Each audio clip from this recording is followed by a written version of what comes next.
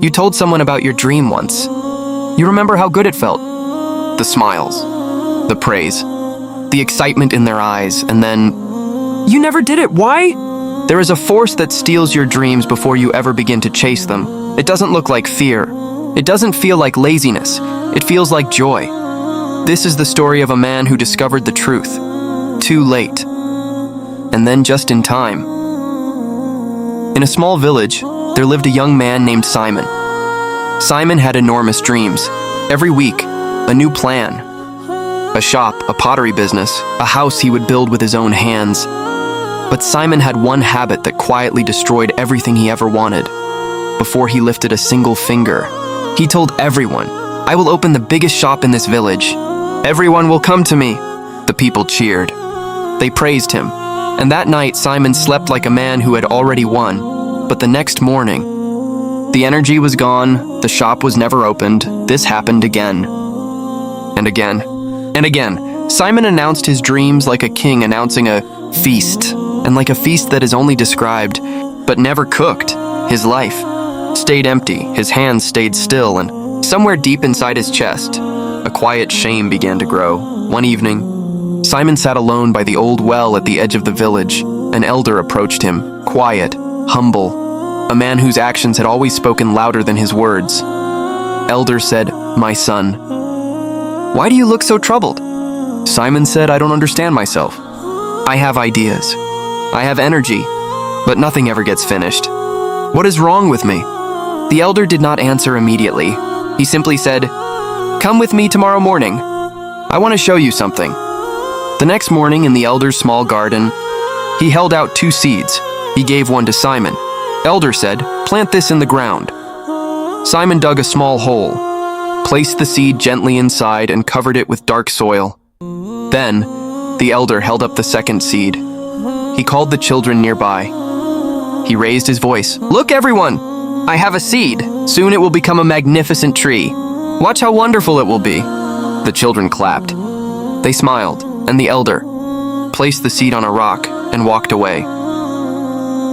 Days passed. The elder watered the buried seed in silence. He said nothing about it. He told no one. Simon returned to the garden often, and slowly, a tiny green shoot pushed through the soil. Week by week, it reached for the light.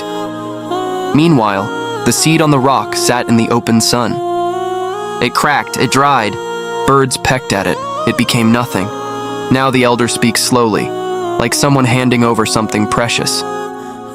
The elder stood beside Simon and looked at the small living plant. Elder said, "Simon, a seed needs silence to grow. It needs darkness. It needs to stay hidden or protected beneath the earth. But when you leave it in the open, when you talk about it before it has roots, it dries up. It gets stolen by the world. It never becomes a tree." Elder said, "When you tell everyone your plans, the praise feels like progress. Your mind believes the work is done, so your heart loses the fire. You already feel successful, without doing anything at all." Elder said, "Dreams are fragile at the beginning. They don't need an audience. They need your hands. Keep them quiet. Let them grow in the dark soil of your effort. When the tree is strong, everyone will see it. You won't need to say a word." Simon walked home slowly that evening, and he made a decision. This time, he would tell no one. He chose one simple goal, not a business empire, not a masterpiece, a wooden chair.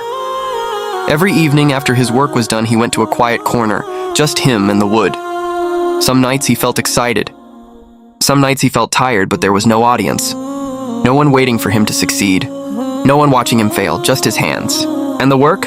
Days became weeks. He made mistakes. He fixed them. He learned. And then, it was finished.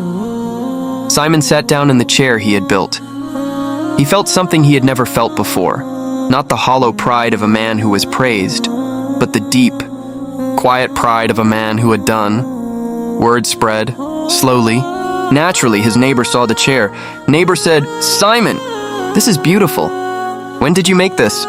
Simon said smilingly, "I've been working on it." Neighbor said, "You never told anyone." Simon said, "I wanted to finish it first." Then came a table, then a shelf, then a stool. Years passed. Simon became known across the region as a master craftsman, not because he had announced it, but because he had built it. Now, think about your own life.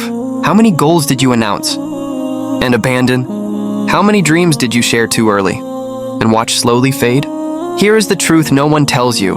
When you speak your plan before you act, you let other people's reactions replace your effort. The praise becomes the reward, and you never go looking for the real one. Keep your dreams close. Guard them the way a gardener guards a seed, not with silence born of fear, but with silence born of purpose. The world does not need to know what you are building. It only needs to see what you have built. If this story spoke to something inside you, share it with someone who needs to hear it today. And if you want more stories that change the way you see life, subscribe. Now go. Build something in silence.